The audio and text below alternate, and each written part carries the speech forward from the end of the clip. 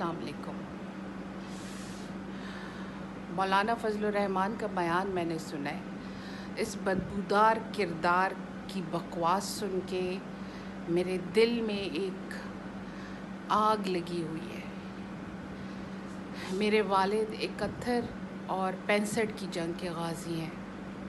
میرا شوہر کارگل کی لڑائی میں حصہ دار تھا۔ مجھ جیسی بہت سی خواتین، ہم مائیں بہنیں بیٹیاں جن کے باپ بھائی بیٹے جنگوں میں خرچ ہو گئے، میں شہید نہیں کہوں گی، اس دلے کی بات سن کے میں ان کو شہید نہیں کہوں گی، کیونکہ آج فوج خاموش ہے۔ اس کی بکواس سن کے کسی ایک نے نہیں کہا کہ ہمارے بچوں کی، ہمارے شوہروں کی، ہمارے باپوں کی قربانیاں رائیگان نہیں ہیں۔ کشمیر کمیٹی کے ہیڈ تو تم تھے، حرام خور۔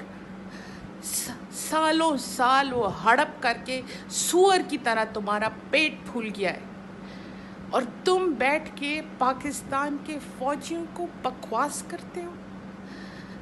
رو میں اس لیے رہی ہوں کہ اس سرزمین میں اب کوئی مرد کا بچہ رہا نہیں ہے جو اس خبیث کے منہ پہ تھپڑ مار کے اس کے دانت توڑ دے۔ یہ اپنے آپ کو مولوی کہتا ہے،